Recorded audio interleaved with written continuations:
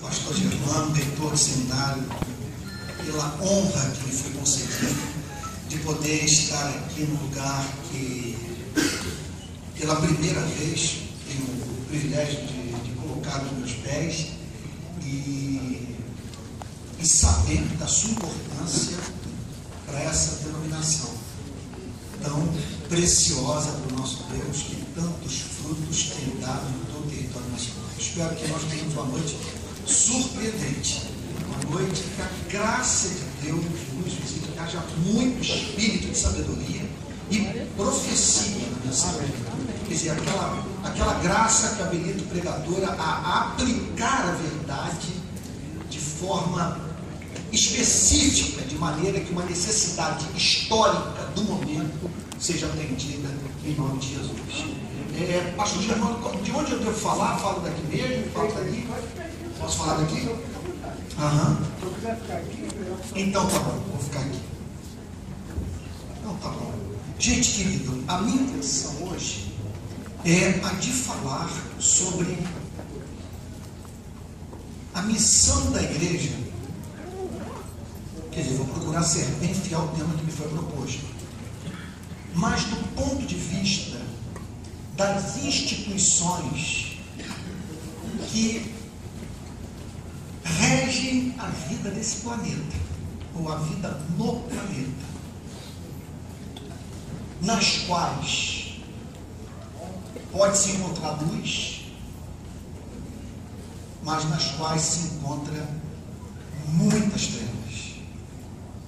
E para isso, então, eu gostaria de chamar a atenção de vocês para o texto que se encontra no Evangelho de Marcos, capítulo 15.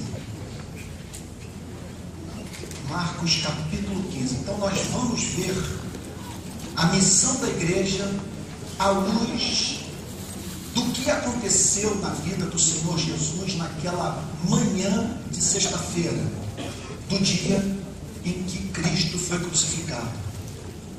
Então, nós vamos fazer a seguinte coisa: a primeira parte da minha mensagem será totalmente expositiva. Eu terei como meta apresentar o sentido do texto bíblico. Nós vamos procurar entender o que a Bíblia diz. A segunda parte terá como objetivo aplicar as verdades encontradas no texto. Então, teremos uma dupla divisão. Primeira parte, a interpretação do texto. Segunda parte, a aplicação prática do texto.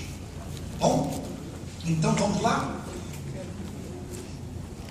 Marcos, capítulo 15, verso 1. Que o Espírito Santo, a partir de agora, nos socorra, que o Espírito Santo ilumine nossa mente, que a graça de Deus perdoe os nossos pecados e que haja espírito de sabedoria entre nós. Muita sabedoria, muito entendimento da palavra. Então diz assim a palavra de Deus: logo pela manhã. Então nós estamos falando aqui de 6 horas da manhã. Entraram em conselho os principais sacerdotes com os anciãos, os escribas e todo o sinédrio, e amarrando a Jesus, levaram-no e o entregaram a Pilatos. Sobre o que esta passagem está falando? Ela descreve o que a religião fez com Cristo. Nós estamos aqui diante de um texto que nos revela até que ponto chegou a decadência espiritual de Israel nos dias de Jesus.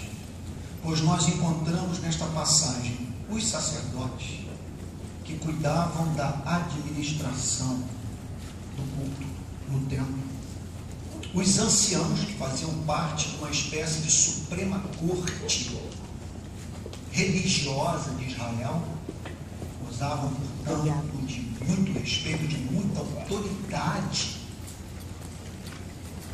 na Palestina. E ainda nós temos aqui a figura do escriba,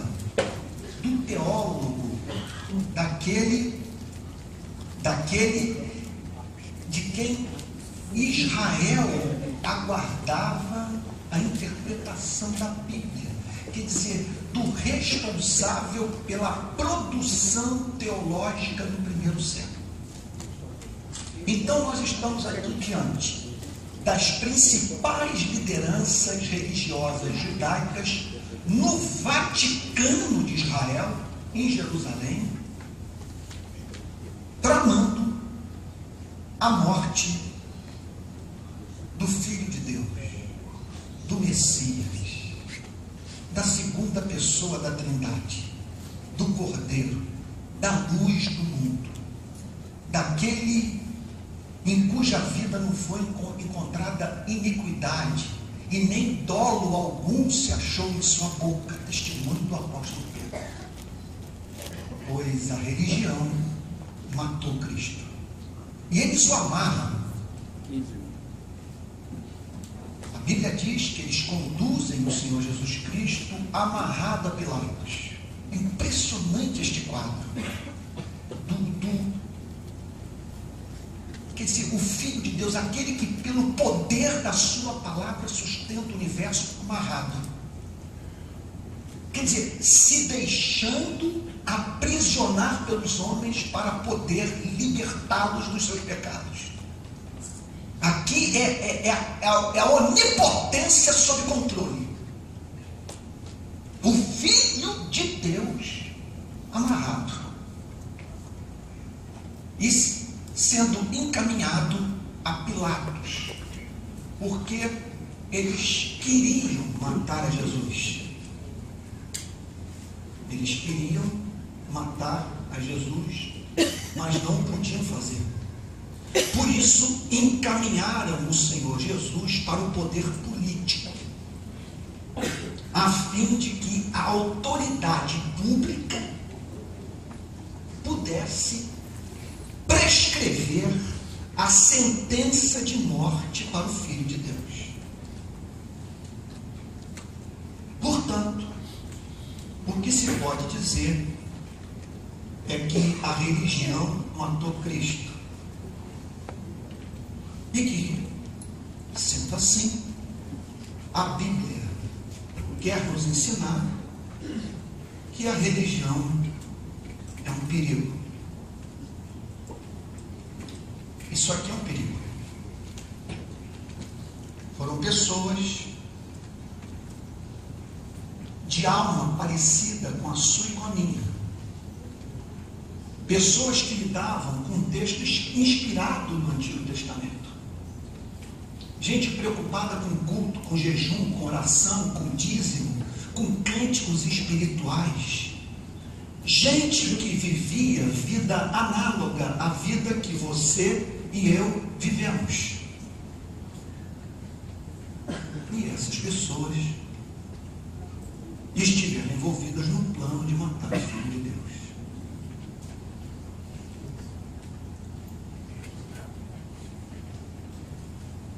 O que significa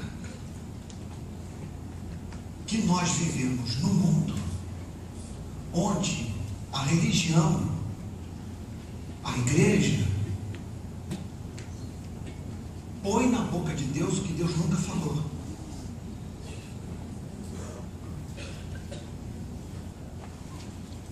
E que uma instituição como essa, uma denominação como a Assembleia de Deus, ou a Igreja Presbiteriana do Brasil, a qual eu pertenço, pode, no decorrer do tempo, tomar o caminho que costuma ser tomado por toda e qualquer instituição do planeta.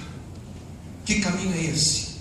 De, no decorrer do tempo, se transformar no seu oposto.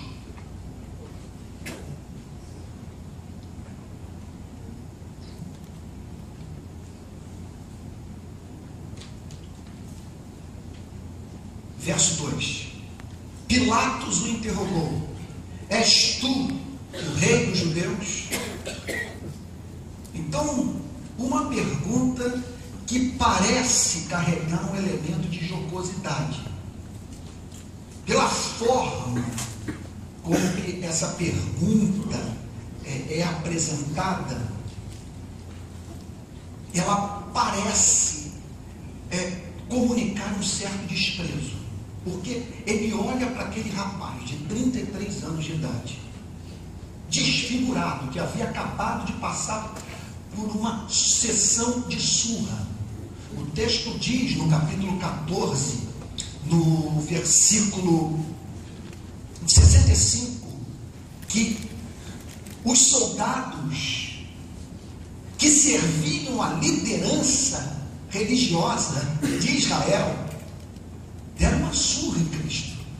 Puseram alguns a cuspir nele, a cobrir-lhe o rosto, encapuzaram Cristo, e o texto diz, e dar-lhe murros e a dizer, profetiza.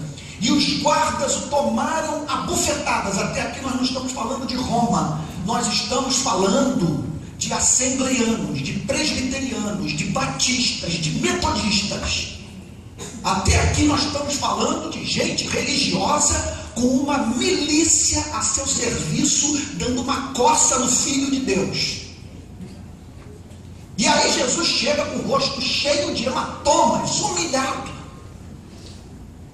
perante Pilatos, e Pilatos faz essa pergunta: então é você que é o Filho de Deus, o Rei de Israel? Ao que Jesus responde de modo lacônico: é isso que você está dizendo. Eu amo essa independência de Cristo em relação a Pilatos.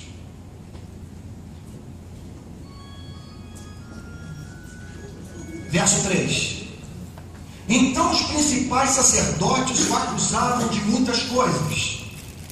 Os sacerdotes, portanto, estavam se dedicando à tarefa de mentir e de imputar a Cristo em verdades. Só que agora não mais atribuindo a Cristo pecados, transgressões de natureza espiritual, chamando por exemplo, de herege, de alguém que estava fundando uma seita. Ele agora aqui sofre acusações de natureza política.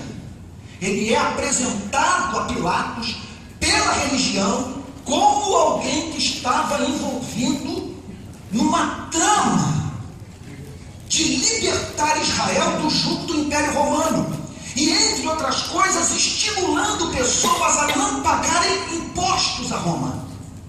Então, a acusação, quer dizer, de natureza absolutamente cretina, mentirosa, tinha como objetivo incriminar a Cristo politicamente. Quer dizer, os sacerdotes o acusavam de muitas coisas. Raposas terríveis.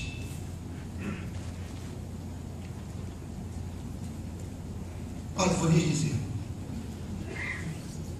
eu temo menos a classe política brasileira do que alguns pastores que transitam no nosso meio.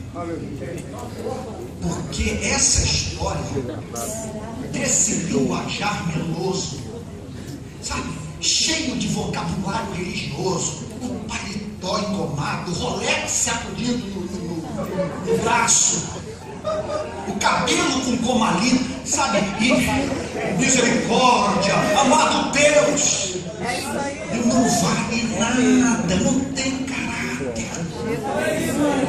Foi gente igual a nós que matou Jesus Cristo. Gente, a malandragem da religião é perversa, porque você não se arma, você não se protege, você lida com essa gente de peito aberto. Porque muito embora o diabo possa agir como leão, na maioria das vezes ele age como lobo em pele de cordeiro, porque agir como leão seria muito alarmante.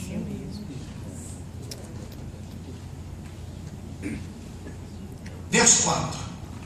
Tornou Pilatos a interrogá-lo. Nada responde. Pilatos está aqui impressionado. Um silêncio de Cristo. A pergunta é pura hipocrisia, porque pressupunha que se Jesus fizesse uma boa defesa de si mesmo, ele poderia ganhar a liberdade. Naquela altura era impossível, porque Pilatos era suficientemente covarde para não ficar do lado da verdade a fim de salvar a própria pele. E a liderança religiosa judaica estava determinada no propósito de matar o Senhor Jesus Cristo, e àquela altura, tendo ao seu lado número incontável de testemunhas falsas. Vê quantas acusações te fazem, Jesus fica calado. Porque há momentos na nossa vida que o melhor é nós nos silenciarmos, porque basta abrir a boca para aquilo que nós falarmos ser jogado contra as nossas vidas. Jesus se mantém em silêncio, porque naquele momento falar não daria fruto nenhum. Jesus, porém, não respondeu palavra, a ponto de Pilatos muito se admirar, porque naquelas horas o instinto de sobrevivência prevalecia e o detento fazia o que estivesse ao seu alcance para salvar a sua pele. E Pilatos lida ali com o silêncio de Jesus Cristo. E por que o silêncio de Jesus Cristo? Não apenas porque ele sabia que estava lidando com feras terríveis, e que do ponto de vista do poder religioso e do poder político ele já estava condenado. Mas havia um outro motivo para o silêncio de Cristo. Ele, naquela altura, ele queria ser morto. Porque algumas horas antes, na madrugada de quinta para sexta-feira, ele havia procurado um jardim a mais ou menos 1 quilômetro da porta de entrada de Jerusalém, chamado Getsemane. E ali ele fez a seguinte oração: Pai, Abba, Pai, tudo te é possível. Se possível, afasta de mim este cálice, contudo não seja o que eu quero, e sim o que tu queres. E Jesus ouviu a resposta: meu filho, realmente tu és meu, o meu amado, em cuja vida eu me delicio. Eu sou teu Pai, e de fato tudo me é possível, exceto perdoar o meu povo sem que você tome um cálice por ele. Por isso o silêncio de Cristo, porque ele entendia que essa era a vontade do Pai, e havia uma obsessão que norteava todo o ministério de Cristo. A minha comida consiste em fazer a vontade daquele que me enviou e realizar a sua obra. Verso 6. Ora, por ocasião da festa, era costume saltar ao povo um dos presos. Então, no período da Páscoa, o povo de Israel participava dessa dramatização, e que era usada também para corrigir possíveis injustiças, porque nem todas as pessoas que param numa prisão cometeram os crimes dos quais foram acusadas. Então a Páscoa, como representava a libertação de Israel de uma antiga e terrível prisão, foi criado o costume de, no período da Páscoa, dar liberdade a um preso, simbolizando assim o que Deus havia feito com o seu povo no passado, e ao mesmo tempo criando oportunidade para que possíveis injustiças fossem corrigidas. Era costume saltar ao povo um dos presos, qualquer que eles pedissem. Havia um chamado Barrabás, preso com amotinadores, quer dizer, alguém estava preso e acusado por ter praticado os crimes que estavam sendo imputados a Cristo, com exceção do crime de homicídio. Então havia um chamado Barrabás, preso com amotinadores, os quais em um tumulto haviam cometido homicídio. Provavelmente um movimento dentro de Israel que tinha como propósito, através de ações violentas, do emprego de arma, livrar Israel do jugo romano. numa dessas ações, desse movimento, uma pessoa veio a morrer, o que fez então com que as autoridades lançassem na prisão a Barrabás. Vindo a multidão, começou a pedir que lhes fizesse como de costume. Então a multidão procura a Pilatos, na perspectiva de que Pilatos fizesse na Páscoa o que costumeiramente era feito, conforme acabei de lhes dizer. Verso 9. E Pilatos lhes respondeu, dizendo: quereis que eu vos solte o rei dos judeus? Por que Pilatos fez esta pergunta? Quereis que eu vos solte o rei dos judeus? Porque Pilatos não queria matar a Jesus Cristo. E naquele exato momento, ele se viu diante da oportunidade de se livrar daquele problema, passando a responsabilidade para o povo, de tal maneira que o povo decidisse por aquilo que ele, Pilatos, gostaria de fazer, mas não podia, em razão do excessivo amor que tinha por si mesmo. Quereis que eu vos solte o rei dos judeus? Porque ele queria libertar Cristo. Em primeiro lugar, a mulher dele o havia procurado, dizendo que tinha sonhado com Cristo, um sonho muito perturbador. E ela disse o seguinte para ele: não toque nesse homem, porque num sonho eu fui tomada de terrores por causa dele. Não toque nele. E havia um outro motivo. Olha o que diz o verso 10. Pois ele percebia que por inveja os principais sacerdotes lhe haviam entregado. Pai Santo, meu Deus, isso é coisa de você tremer. O que aconteceu? O que aconteceu aqui?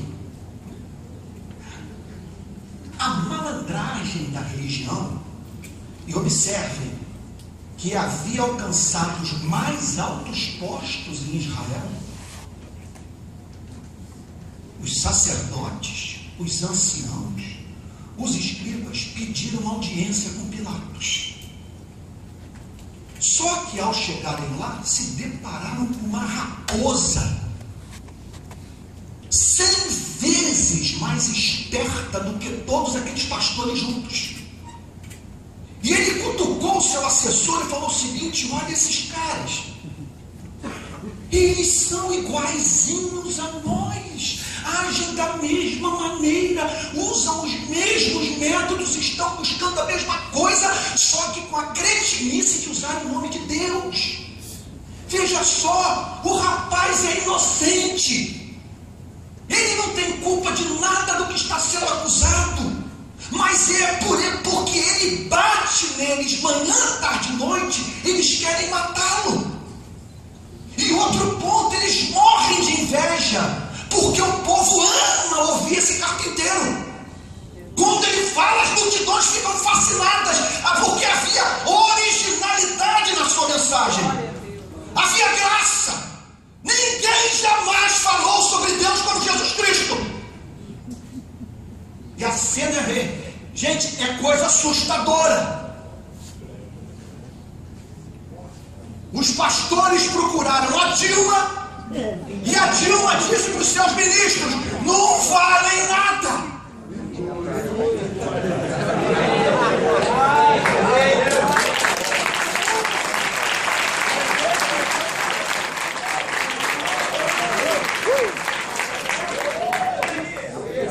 Pois ele nem percebia que por inveja, gente, é o fenômeno da inveja profissional. Médicos invejam médicos, atrizes invejam atrizes, políticos invejam políticos, pastores invejam pastores, e há pastores que adoecem com o sucesso do outro. Então Pilatos olhou e disse: eles estão aqui movidos por inveja, o sucesso desse rapaz os adoeceu, e eles estão querendo me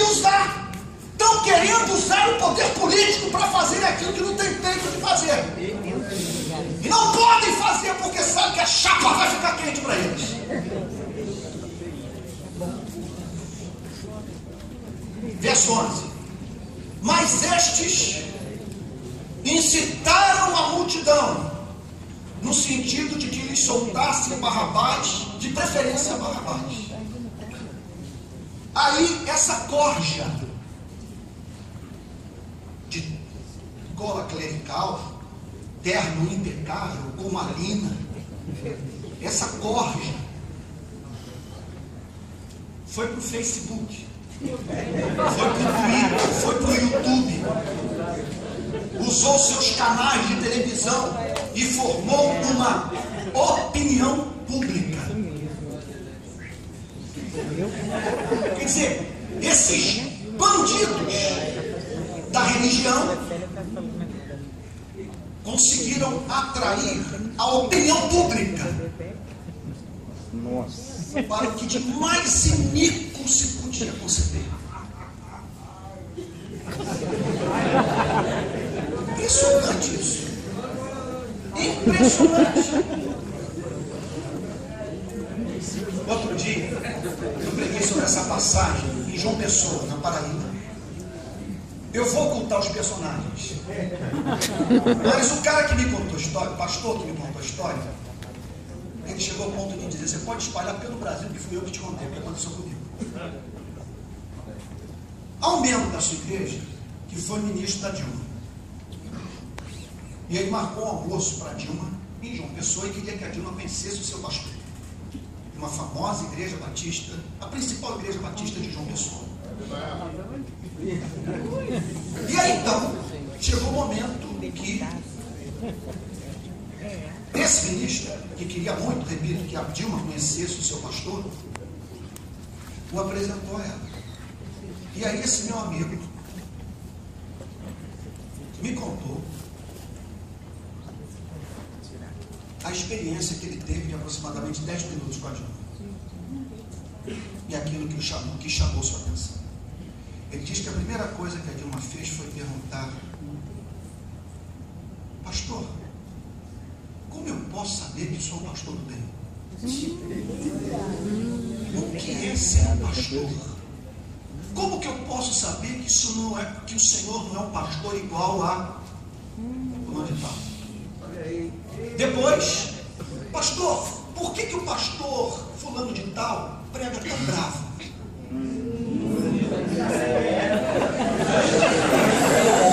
E diz que a Dilma virou-se para ele e disse assim: porque na minha experiência como presidente da República, os pastores só me procuram para pedir concessão de rádio e terreno. Eu tive vontade de vomitar.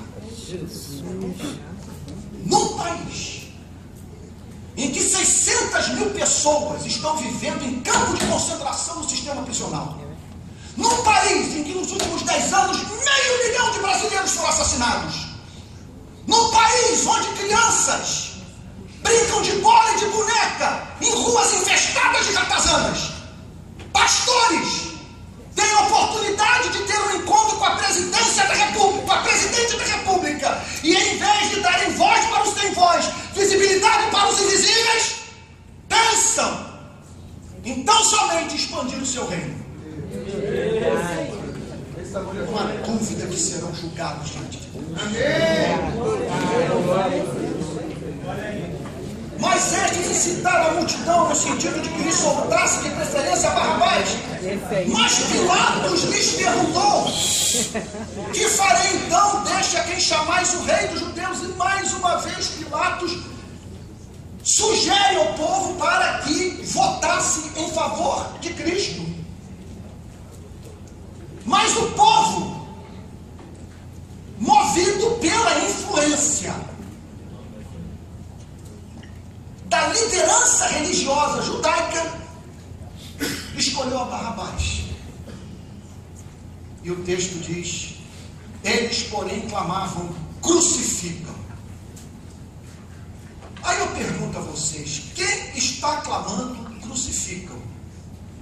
Os mesmos que uma semana antes tiraram das suas vestes e jogaram no chão para que Jesus passasse por sobre elas montado num jumento entrando em Jerusalém, e que disseram: Hosana o que vem em nome do Senhor, Hosana nas alturas, O que significa que cantar alto e forte não é apresentado na Bíblia como sinal de novo nascimento.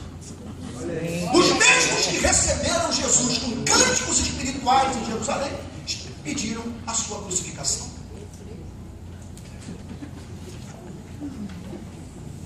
Mas Pilatos lhes disse: que mal fez ele? Quer dizer, no meio daquilo tudo, o que tinha um pouquinho mais de sanidade, o mínimo de luz, era Pôncio Pilatos. Que mal fez ele?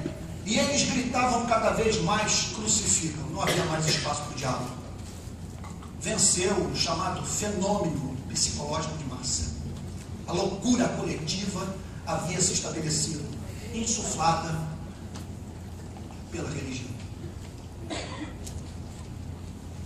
Então Pilatos, querendo contentar a multidão, isso aqui é coisa para a gente parar e ficar aqui um mês inteiro só estudando essa frase. Pilatos querendo contentar a multidão.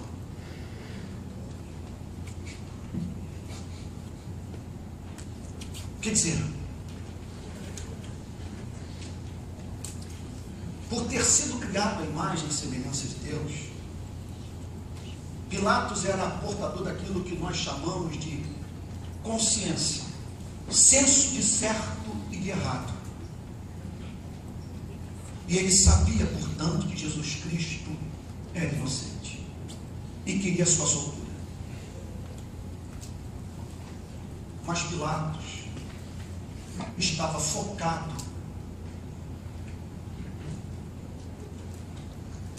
no seu cargo, na perpetuação do poder. E ele temia perder o apoio da multidão e que chegasse a Roma a história de que ele, Pilatos, concedeu liberdade para alguém que havia insultado o imperador. Eu me lembro nessas horas de uma frase do famoso escritor C.S. Lewis.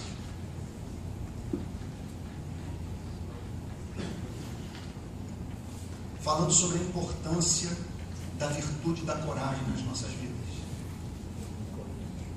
A coragem é aquela virtude que mantém todas as demais de pé no momento da prova. C.S. Lewis diz o seguinte: sem coragem, nós só somos honestos, justos, bondosos, sob certas circunstâncias. Se a chapa fica quente, nós sujamos as calças.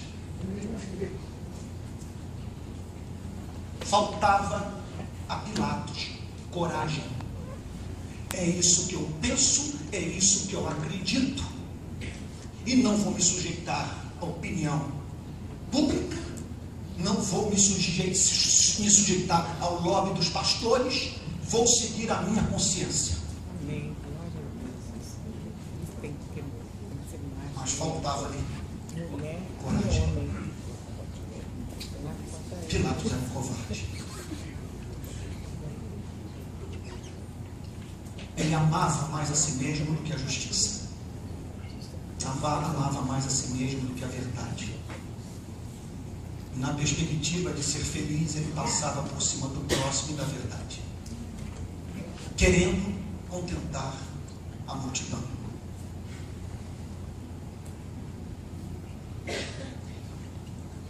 Soltou-lhes Barrabás, quer dizer, pôs na rua um homicida, e após mandar a açoitar a Jesus, porque fazia parte do ritual, o condenado à pena de morte passar por uma sessão de açoite. O condenado ficava de costas para os seus algozes, um soldado à direita, um soldado à esquerda, cada um com uma vara, e fixada a qual uma tira de couro, em cuja ponta eles botavam ou pedaços de chumbo ou pedaços de ossos de animal. Batia um da direita e o outro da esquerda. Segundo os historiadores, houve casos, e nós não sabemos se isso aconteceu com Cristo, que que as veias mais profundas apareciam e que há registro até mesmo dos órgãos da vítima se tornarem expostos. Jesus sofreu muito e entregou para ser crucificado. Verso 16. Jesus é entregue à PM. Então os soldados o levaram para dentro do palácio. Não estou dizendo que todos os soldados concordaram com isso. Nem estou dizendo que todos os policiais da PM estão envolvidos com execução e tortura. O que eu estou dizendo é que existe a tentação dos ministros, existe a tentação dos políticos, existe a tentação dos policiais. A tentação do policial é usar o distintivo e a arma para praticar abuso de poder. Isso é antigo, e foi o que eles fizeram com Cristo. Olha o que o texto diz. Então os soldados, você pode botar aqui Polícia Federal, Polícia Civil, você pode botar aqui o Exército Brasileiro. Sou filho de policial, mas não posso deixar que meus sentimentos me impeçam de ver o óbvio, que essa é a tentação de soldados e policiais em todos os cantos do planeta. Os soldados o levaram para dentro do palácio, para o que é o pretório, onde Pilatos ficava quando passava dias em Jerusalém. E reuniram todo o destacamento, todo o batalhão. Vestiram de púrpura, colocaram uma roupa vermelha em Cristo, a cor da realeza. E aí iniciava-se uma sessão de deboche. E tecendo uma coroa de espinhos, quer dizer, o rei usa vermelho, mas não há rei sem coroa. Então vamos coroar o rei. E botaram em sua cabeça, certamente, de modo não muito delicado, uma coroa de espinhos. E o saudavam dizendo: salve rei dos judeus. Então começa o culto do deboche. Olha o rei dos judeus. Só que àquela altura, eu soube que vocês têm uma disciplina aqui de filosofia. Olha o problema epistemológico aqui. Como que você pode ver filiação divina num ser com as costas todas rasgadas, com o rosto cheio de hematoma, com cusparada no rosto, com uma capa vermelha, uma coroa de espinhos e um cetro com cara de idiota? Como que você pode chegar à conclusão que ali está aquele para quem o Pai disse: tu és o meu filho amado e em ti eu me deleito, tu és o prazer da minha vida, porque eu me vejo em você, alegria no meu coração, o meu estado de bem-aventurança eterna consiste em contemplar a minha beleza em ti, meu filho. Naquele exato momento, a beleza do Filho de Deus oculta na vida de um condenado político. Vestiram-no de púrpura e tecendo uma coroa de espinhos, lhe puseram na cabeça e o saudavam dizendo: salve, rei dos judeus. Davam-lhe na cabeça um caniço. Davam-lhe na cabeça um caniço, que certamente aprofundava o drama de Cristo, fazendo com que os espinhos penetrassem de forma mais profunda na sua cabeça. Cuspiam nele e, pondo-se de joelhos, o adoravam.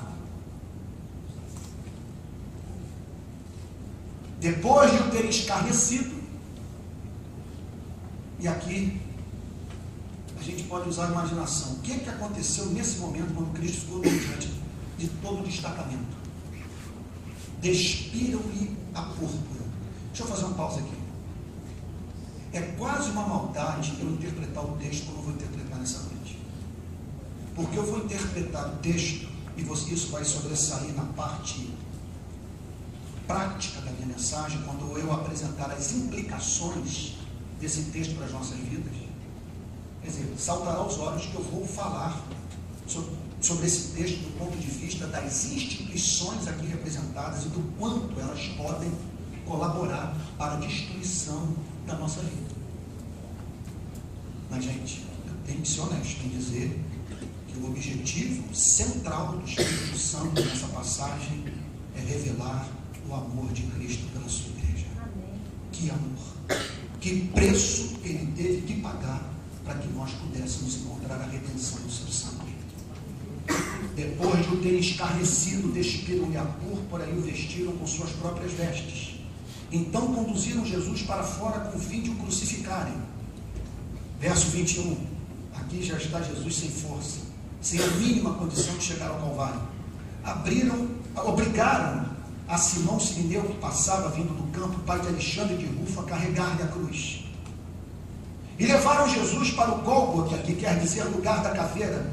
E aí alguma pessoa movida por misericórdia oferece droga a Cristo. Deram-lhe a beber vinho com mirra, ele porém não tomou, porque era uma forma de você aliviar a dor da vítima. Então, vinho e mirra. Tem uma das pessoas que trabalha conosco no Rio de Paz, passou 4 anos em Bangu. Ele disse que só há duas coisas que mantêm o sistema prisional no Brasil, que o impede de implodir: a igreja e a maconha. Se você tirar a igreja, tirar a maconha, a coisa implode. E aqui ofereceram droga a Jesus, para que ele experimentasse alívio para a sua dor, mas ele fez questão de manter a sua mente em perfeito funcionamento, em razão de tudo aquilo que em poucas horas ele haveria de passar naquele madeiro. Deram-lhe a beber vinho com mirra, ele porém não tomou. Então crucificaram e repartiram entre si as vestes dele, lançando-lhe sorte para ver o que levaria cada um. Vou parar por aqui. Irmãos queridos, o que esse texto tem a ver com as nossas vidas? Poucas passagens bíblicas nos ajudam tanto a entender o sentido da palavra mundo, como capítulo 15 do Evangelho de Lucas. Se você quer entender o sentido da palavra mundo na Bíblia, especialmente do ponto de vista das suas consequências práticas para o funcionamento das instituições, examine Marcos capítulo 15. Se você quer sair do jardim de infância da doutrina da batalha espiritual, examine o capítulo 15 do Evangelho de Marcos. O Evangelho de Marcos, ele mostra as principais instituições que movem a humanidade, que afetam a sua e a minha vida.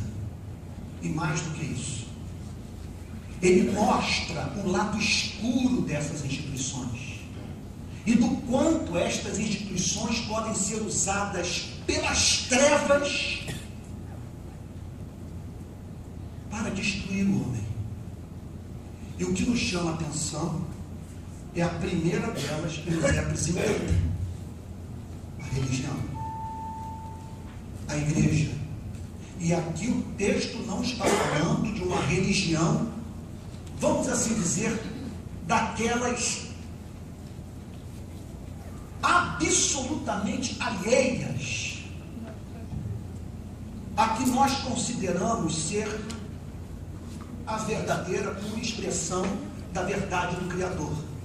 Nós estamos aqui diante da corrupção da verdadeira religião.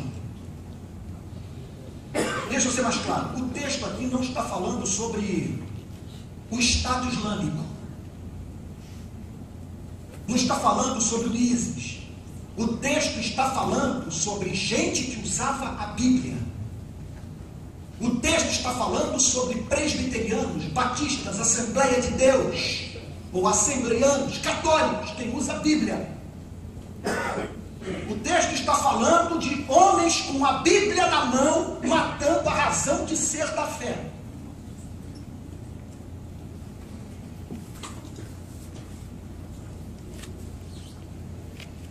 Irmãos, faz parte da missão da igreja salvar as pessoas da religião. Falar sobre missão integral significa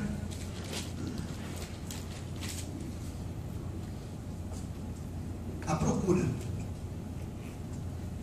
por salvar os seres humanos da religião. Irmãos, aqueles homens estavam absolutamente certos do que estavam fazendo.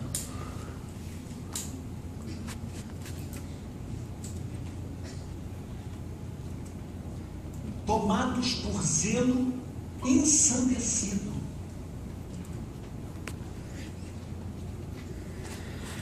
Fanáticos. Certos de que estavam prestando culto a Deus. Irmãos, quem pode aqui dizer que nós não estamos expostos a esta loucura? Como nos precavermos de uma desgraça como essa?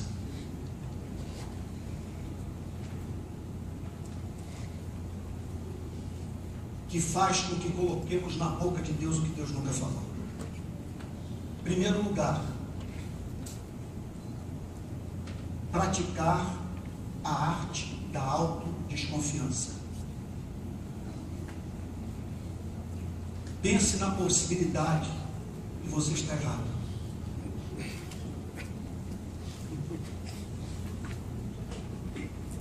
Pense na possibilidade de você ter sido domesticado pela denominação.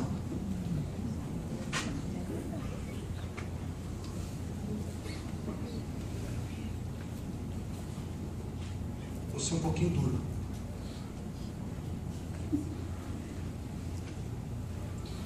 Não há nenhuma evidência empírica que esse seminário, que a denominação de vocês, ou a minha denominação, os seus seminários, detém o monopólio da verdade.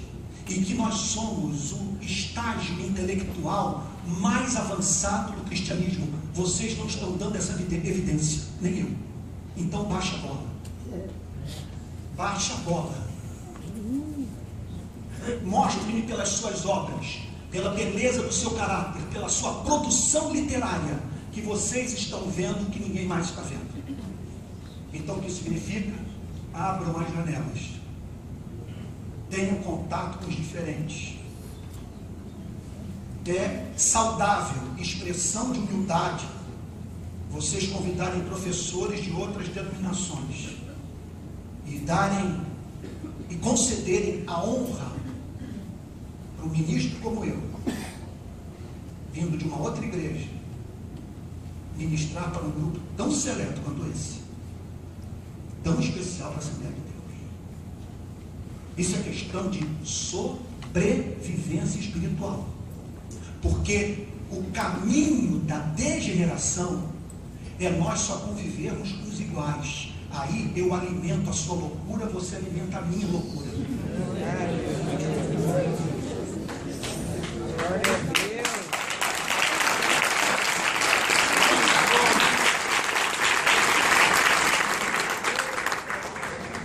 Outro ponto.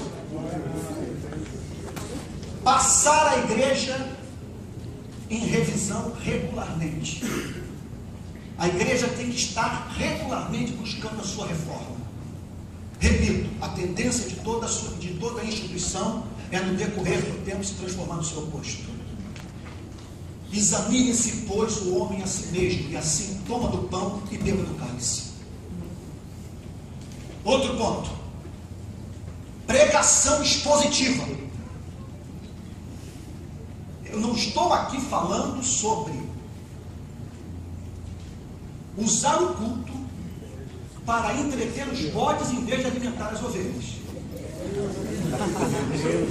Eu estou falando de um homem que, ao chegar num lugar como esse, tem a obrigação diante de Deus de ter um texto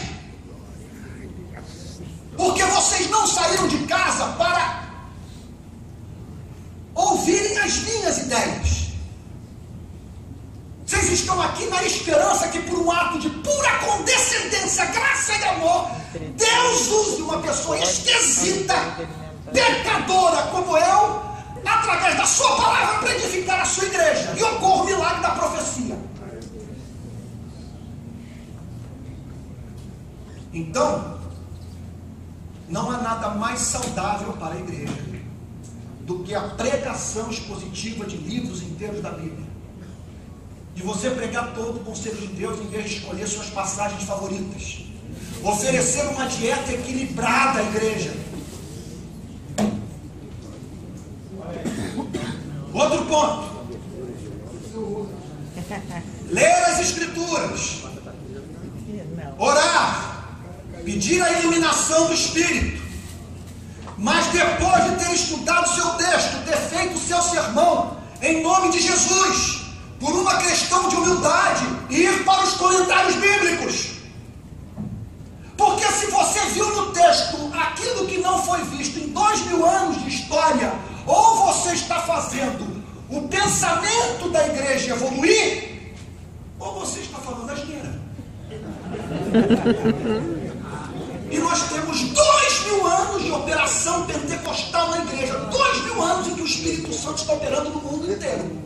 E como resultado dessa operação, uma produção literária extraordinária. Que tem que estar presente na biblioteca do pastor. Teologia sistemática. Teologia bíblica. Bons comentários. Exegese do texto, e assim então a pregação vai lavando a igreja e livrando-a da possibilidade de estar envolvida na trama de matar o Filho de Deus.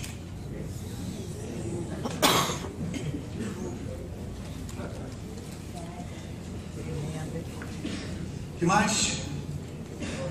Bom, esse texto fala sobre o funcionamento do sistema de justiça criminal. Nós vivemos num mundo caído. E num mundo onde, infelizmente, nós temos que prender pessoas. Só como somos filhos de Adão, e na condição de filhos de Adão, não há nada que nós mais amemos na vida do que a nós mesmos, e por isso nós passamos por cima da verdade e tratamos com indiferença o próximo. O sistema de justiça criminal pode condenar uma pessoa sem lhe dar o direito de defesa, lançá-la numa masmorra, sem a mínima possibilidade de reintegração social, e deixar Jesus Cristo preso e Barrabás solto. O que significa o seguinte: ainda que a igreja, como instituição, não se envolva com este tipo de causa, no ato do discipulado, quer dizer, eu continuo acreditando que a missão principal da igreja é pregar o Evangelho. Mas uma vez que essa pessoa tenha sido alcançada pelo Evangelho, inicia-se em sua vida aquilo que nós costumamos chamar de discipulado, porque ide por todo mundo, fazer discípulos de todas as nações, ok? E mais o quê? E mais o quê? Ensinando-os a guardar tudo que vos tenho ordenado. Então essa pessoa foi alcançada da igreja, mantém sua visão. Eu vou pregar o Evangelho, eu vou plantar igrejas, eu vou levar a palavra de Deus para o mundo inteiro. Mas há um momento que essa pessoa se aproxima da comunidade da fé. E o Senhor Jesus deixou claro para os seus discípulos que a missão não para no ato de fazer com que a pessoa seja batizada no corpo de Cristo. Ela tem que ser discipulada. E no discipulado, ela tem que aprender que o cristianismo é mais do que não assistir site pornográfico, é mais do que parar de fumar, é mais do que parar de se embriagar, de ter sexo fora do casamento, que o nascido de novo recebeu uma alma nova, recebeu um coração novo, o coração de pedra saiu, em seu lugar foi posto um coração de carne, e que por isso ele deve ter fome e sede de justiça. E ele não pode saber que seres humanos estão sendo condenados injustamente.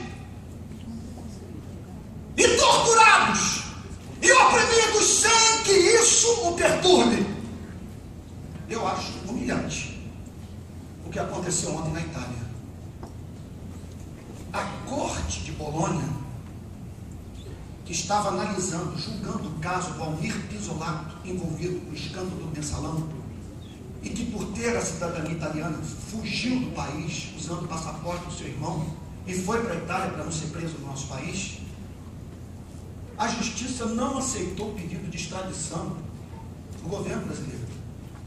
E sabe por quê? Nós não vamos fazer isso com um cidadão italiano. Não vamos botar um cidadão italiano numa prisão brasileira. O estado das prisões brasileiras não nos permite enviar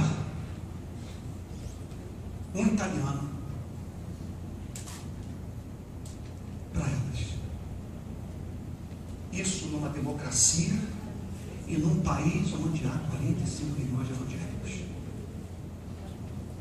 que veem esses absurdos todos acontecerem sem que ninguém profetize. Isso, para mim, é um dos sinais de que nós estamos na infância espiritual, de que há uma fração muito grande da igreja que não se converteu ainda e que nós estamos precisando de avivamento. São mais de meio milhão, mais quase 600 mil brasileiros que estão em masmorras medievais e regime de campo de concentração. E eu estou falando do que eu vivi. O meu trabalho dentro de carceragem no Brasil. Como falar sobre a missão da igreja e não pensarmos na possibilidade de termos grupos de interesse na igreja com liberdade para se envolverem com esse tipo de causa? E ainda mais quando nós sabemos que se formos lá para dentro, nós vamos encontrar um mundo de Isaías, de Ezequiéis, de Oséias, filhos de evangélicos que estão presos.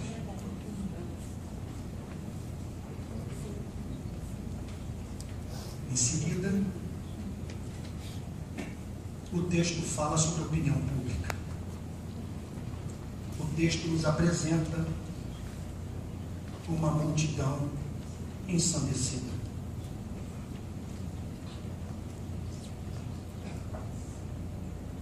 Quer dizer,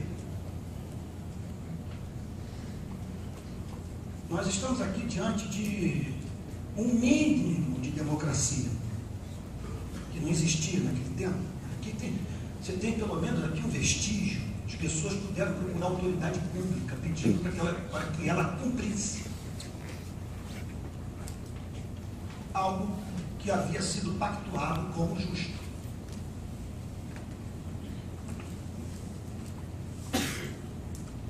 Só que essa gente, está falando da multidão,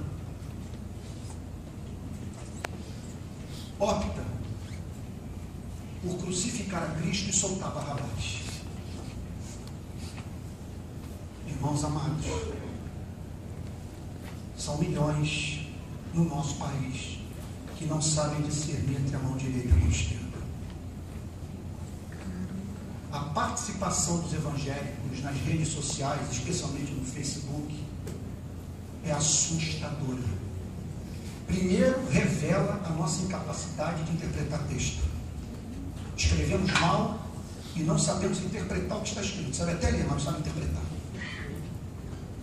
Segundo lugar, movidos pela mesma grosseria do lado de fora.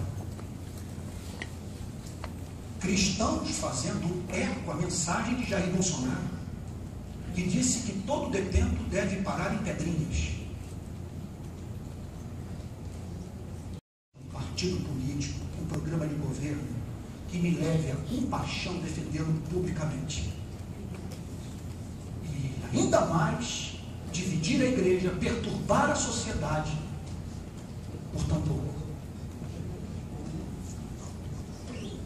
Opinião pública. Bom, gente, aqui a opinião pública formada pelos pastores.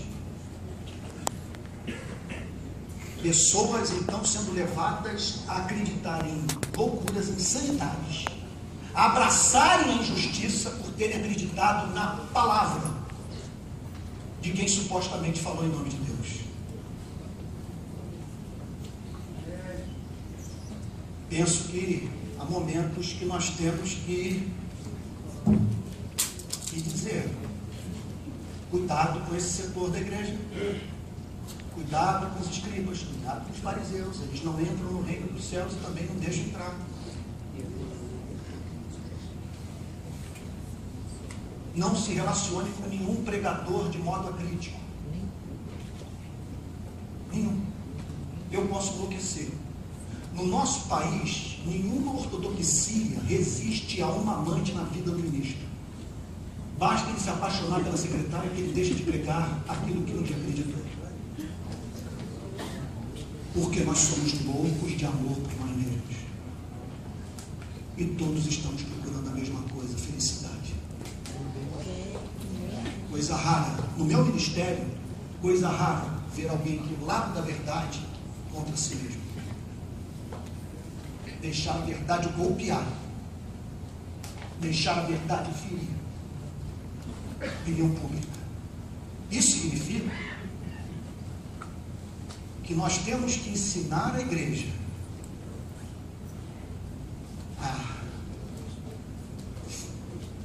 a ajoelhar o que os pastores estão pregando. A qualidade do nosso púlpito é muito baixa. Os ministros estão muito despreparados. E a igreja, com condescendência, lida com a truculência de pastores que julgam que pelo fato de supostamente estarem do lado da verdade, eles têm o direito de ser estúpidos. Não há compromisso com a verdade que justifique a falta de educação no ato de pregar. Opinião pública. Usar para pregar a palavra de Deus. E não para nós servirmos de marionetes de não cristãos. Cristãos usando sua boca para fazer eco aquilo que representa o exato oposto da palavra de Deus. E é claro que falar sobre formação de opinião pública significa ensinar a igreja a ler jornal. Eu lido com isso todos os dias. Eu sou um eterno devedor à imprensa brasileira, que tem pegado as nossas manifestações e colocado nas primeiras páginas dos principais jornais do Brasil e do mundo. Tenho jornalistas que se tornaram os meus amigos repórteres, cinegrafistas, fotógrafos. Minha dívida é incalculável com os meios de comunicação.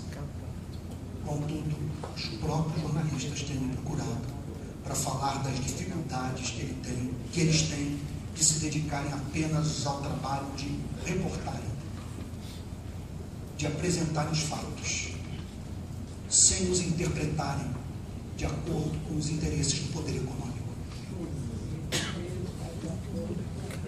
Não se esqueça do fato de que você tem o acontecimento, o fato, o crime, ou algo que acontece na vida de algum político ou de alguma outra pessoa lá na ponta, que tem a cobertura de um repórter, muitas vezes acompanhado de um cinegrafista, de um câmera, de um fotógrafo, que tem que se reportar ao editor do seu caderno, que por sua vez tem que se reportar ao editor-chefe. Acima do editor-chefe você tem o dono do jornal e os acionistas. E acima do dono do jornal e dos acionistas você tem o Bradesco, o Itaú, o município, o Estado, a União. Você tem o agronegócio. Você tem o poder econômico que banca o salário de todo mundo. Então, aprenda a ler jornal. Aprenda a assistir ao noticiário. Faça perguntas. Procure perguntar, por exemplo, para quem esse articulista está trabalhando. Qual é o seu interesse em defender isso? Opinião pública. Outro fato que nos chama a atenção nessa passagem: o princípio que rege o poder político. Se nós queremos cumprir a nossa missão na terra, nós temos que nos preocupar com estes que foram investidos de autoridade política e têm o poder de matar. E que vivem em função, na maioria das vezes, com raríssimas exceções, da sua perpetuação no poder, do aprofundamento do poder, de se beneficiar do poder, de punir os seus adversários e beneficiar os seus parentes. O texto diz: Pilatos querendo contentar a multidão. Assim funciona o mundo político. E nós podemos ser vigiados. E nós não podemos lidar com essa gente como se estivéssemos lidando com o anjo do Senhor. Os pastores não podem comparecer diante dos políticos como se estivessem diante de uma visão de um arcanjo. Você vai respeitá-lo porque a autoridade é constituída por Deus, mas não vai se esquecer do fato de que ele faz exame de próstata, que o avião no qual ele se encontra cai, que a vida dele é dura, curta e incerta, que ele é um vapor, que ele é um fantasma. Eu me lembro de uma história contada por Martin Lloyd Jones. 2 camaradas competindo, um carro político na Inglaterra. Arqui-inimigos. Comício, um deles vai se levantar para falar. No exato momento em que ele vai começar o seu discurso, recebe um bilhete de um assessor, dizendo que o seu adversário havia acabado de morrer.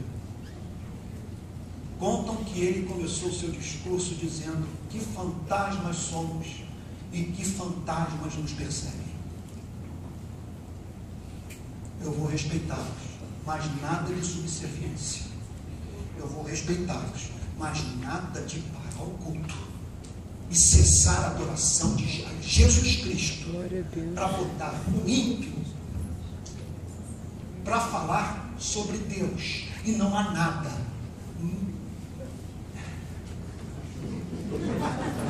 Glória a Deus. Não há nada mais insuportavelmente chato do que o ímpio falar sobre Deus. Falar sobre o que ele não ama, falar sobre aquilo que ele não conhece, com todo aquele papo de um supremo arquiteto do universo, não sabe nada. Eu estava no culto, milhares de pessoas, uma grande reunião no município aqui do Brasil.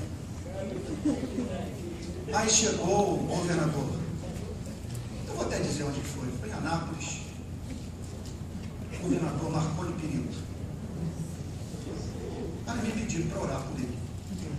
Vamos agora pedir para que o reverendo Antônio Carlos ore pelo governador do estado de Goiás, Marconi Perillo.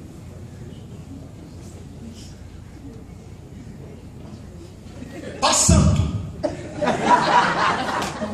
rogo a ti que este homem governe o estado de Goiás, como quem sabe que um dia vai ter que prestar contas ao justo e eterno.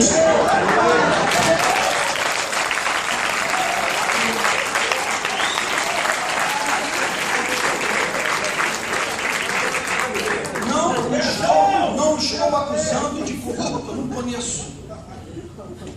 Só sei o seguinte: esse papo de tudo isto te darei se prostrado me adorares, sempre tem que vir acompanhado de uma resposta. Camarada, do universo só tem um ser que faz o meu joelho se curvar, em razão da sua beleza, do seu amor, da sua ternura. Ao Senhor teu Deus adorarás e só a Ele darás culto.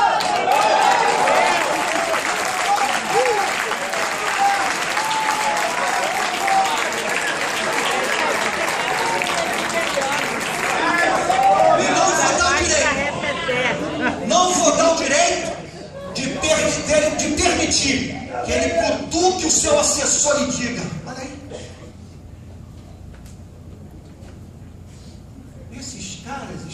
aos mesmos princípios que regem o mundo da política. Estão procurando as mesmas coisas, mas são safados o suficiente que nós não conseguimos fazer para usar o nome de Deus. Olha eles. Olha só. Milhões de crianças sem acesso à educação de qualidade. Metade das casas do país sem rede de esgoto. Sistema prisional implodindo. Meu Deus. E eles aqui pensando em telhado para o templo.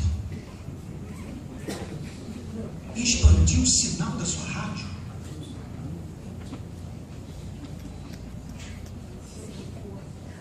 Essa Copa do Mundo me levou à loucura. Quando eu vi 30 bilhões de reais sendo torrados nessa competição.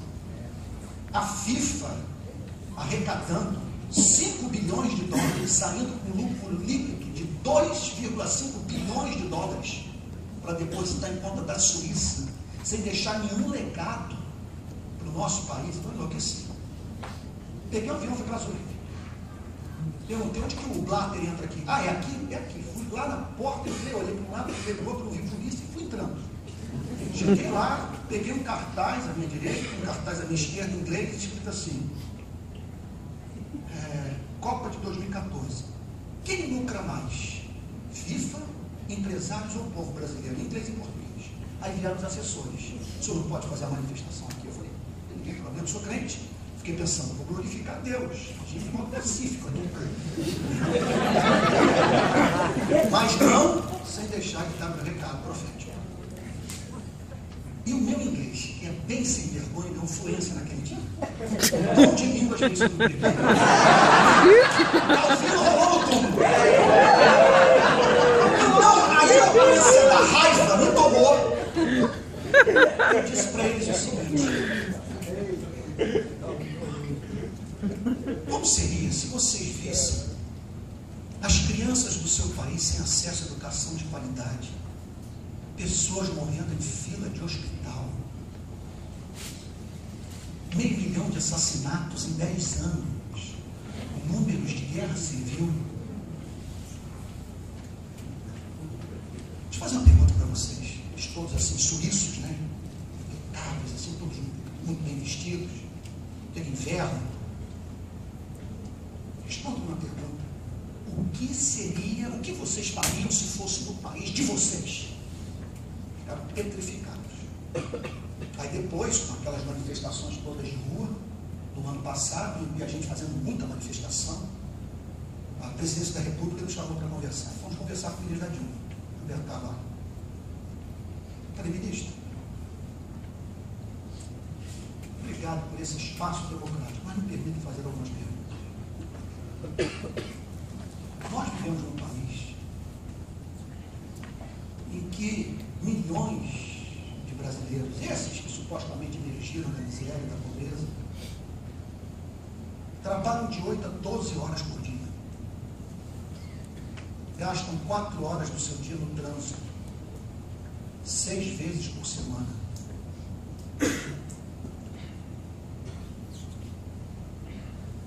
Eles não têm direito ao plano de saúde, o transporte é descontado do seu salário, e para receberem no final do mês cerca de R$740. Ministro, eles não têm tempo para o amor, eles não têm tempo para a poesia, não têm tempo para a literatura, não tem tempo para o contato com a natureza, para a prática de um hobby, para investir em si mesmos, a fim de ascenderem socialmente. Ministro, num país como esse, como que os senhores conseguiram encontrar tempo para realizar uma Copa do Mundo? O nosso povo não vive. Nós estamos vivendo os dias de Moisés. Aumenta o trabalho dessa gente, disse Faraó, para que eles não tenham tempo para pensar em libertação. A gente costuma dizer que mente vazia é oficina do diabo. E o que falar sobre uma mente extenuada? Sobre uma pessoa que não tem tempo para viver. Irmãos amados, eu não vou dizer para que a igreja como instituição faça política partidária. mas nós temos a obrigação de votar com consciência e temos a obrigação de vigiar quem está no poder e não da treva. Porque aqui nós estamos vendo o princípio que rege esse mundo. Pilatos querendo contentar a multidão. Eles não têm outro propósito na vida que não seja se perpetuarem no poder. E por fim, o texto diz que nós vivemos num mundo onde a prática do abuso de poder, é que eu termino, faz parte do dia a dia da humanidade. Há entre nós pessoas que têm fuzil e pistola e um distintivo. E historicamente, essas pessoas costumam usar deste poder para extorquir, para torturar e matar. Sem elas, não dá para imaginar a vida em sociedade. Não dá para conceber o mundo sem polícia. E o policial pode cumprir a sua função social com paixão, glorificando a Deus. Mas será sempre perseguido por essa tentação que marca esse tipo de atividade. O que levou João Batista a dizer para eles: contentai-vos com o vosso soldo e não apresenteis denúncia falsa contra ninguém, porque essa é a tentação da polícia. E o que nós não podemos é ser valentes no púlpito, desafiando os principados e potestades e tolerando abuso de poder, especialmente numa democracia. E sendo justos até o ponto em que o nosso compromisso com a justiça torna as coisas difíceis para nós. Concluindo, para que espécie de mundo, agora preste atenção no que eu vou lhe dizer, para que espécie de mundo a igreja está sendo chamada para testemunhar? É um mundo onde a religião põe na boca de Deus o que Deus nunca falou. É um mundo que solta Barrabás e prende Jesus Cristo. É um mundo da opinião pública, quer dizer, da multidão que não sabe discernir entre a mão direita e a mão esquerda.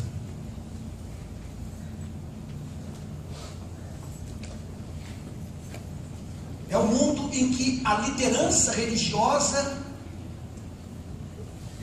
costuma se parecer muito com a liderança política. É um mundo em que o poder serve ao poder e onde pessoas sofrem violações dos direitos humanos. Irmãos, por favor, em nome de Jesus,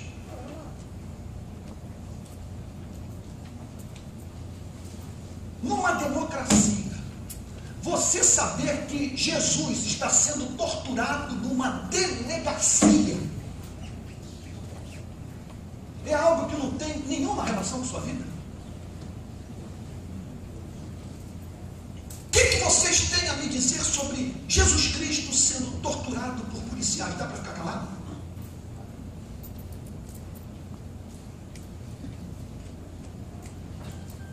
O que dizer sobre o poder político servindo apenas a si mesmo?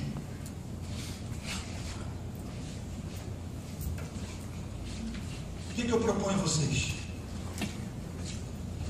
Não perder de vista a missão principal da igreja. Continue pregando o Evangelho. Mas em nome de Jesus, reveja o conteúdo do discipulado.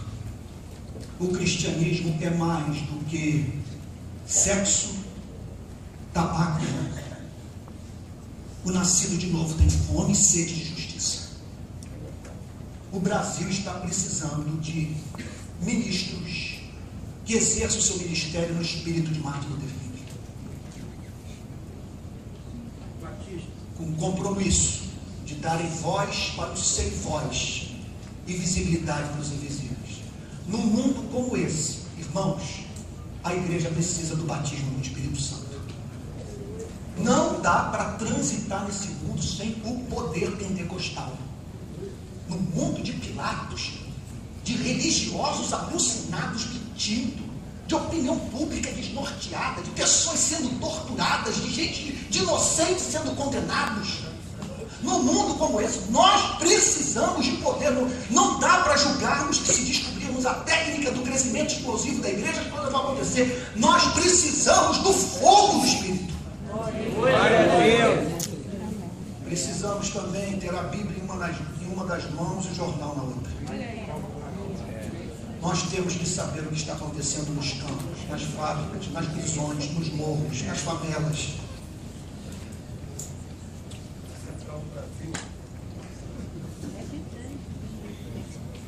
E em vivendo assim, nós não vamos transformar esse planeta num Éden, mas ele não vai ser tão ruim quanto poderia ser. E nesse processo, oportunidades de falar de Cristo aparecerão. E pessoas que não têm campo pela igreja vão procurar as nossas assembleias, finalmente sendo levadas a dizer: o cristianismo não é obra do povo. Quem crê nesse Cristo é um agente de libertador. Que Deus abençoe.